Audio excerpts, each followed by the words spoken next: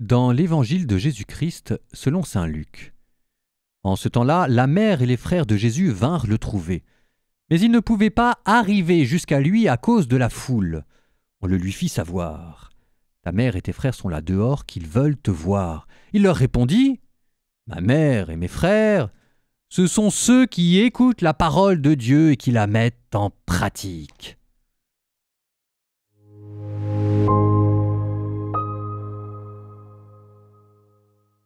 À votre avis, quelles sont les paroisses les plus missionnaires? Les paroisses qui sont les plus attractives, les paroisses dans lesquelles on a envie d'aller.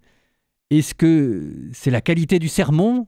On aimerait que ce soit vrai, mais l'expérience prouve que si c'est important, ce ne sont pas forcément les paroisses les plus attractives. Il m'est arrivé suffisamment souvent d'aller dans des paroisses avec des prédicateurs.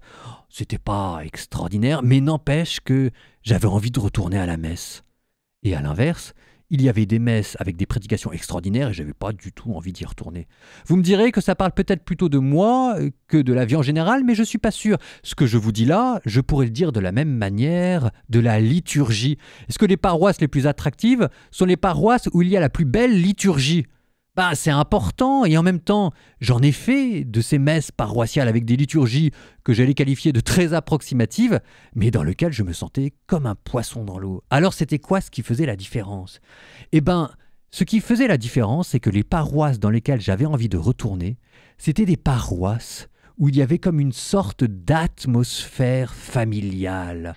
On se sentait entre nous, on se sentait en famille. Il y avait le prêtre qui faisait ou bien des petites blagues, ou bien à sa manière d'haranguer les foules, on sentait qu'il y a une certaine forme de proximité. Dans la liturgie, on sentait que ce qui brillait, c'était moins l'aspect formel, mais plutôt l'implication de tout le monde, des petits comme des grands, chacun avec son propre talent.